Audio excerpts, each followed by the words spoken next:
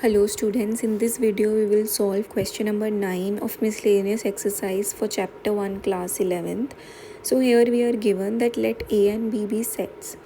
If A intersection X is equal to B intersection X is equal to null set, that is phi, ठीक है, and A union X is equal to B union X for some set X, we have to show that A is equals to B. Okay, so ध्यान से समझो इस बात को कि X और A और B में कुछ भी कॉमन नहीं है. ठीक है, मैं आपको एक एग्जांपल देके समझाती हूँ कि वो बोलना क्या चाहता है. तो let's say A is equals to 1 2 and 3, B is equals to 1 2 and 3. I am just saying, taking an example. And C is equals to let's say 4.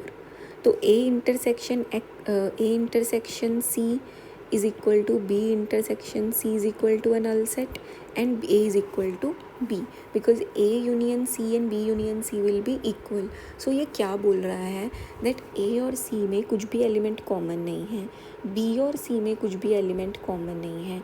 तो जब हम A और C का यूनियन करेंगे तो simply that will be combining all the elements of A and all the elements of C and all the elements of B with all the elements of C. तो अगर ये दोनों equal हैं, ये दोनों इक्वल हैं, दैट मीन्स कि C के तो सेम ही एलिमेंट्स हैं दोनों में और कुछ भी कॉमन नहीं है. दैट वुड नेसेसरली मीन कि A और B के सारे एलिमेंट्स इक्वल थे. ठीक है, ओके, लेट्स स्टार्ट. नाउ ये हमने लिख लिया है condition. So we can say that it can be seen that A is equals to A intersection A union X. ये हमको हिंट दिया हुआ है, ठीक है. And B is equal to B intersection B union X. अब distributive law क्या कहता है that A intersection anything is A intersection A union A intersection X. ठीक है. Similarly B intersection B union B intersection X. ठीक है. अब देखो A इंटरसेक्शन A क्या होता है, this will be your A, okay, and A intersection X is phi. So this is union A intersection X is phi. Wait, A intersection A union X is equals to A. Okay, got it. So what we need to do is,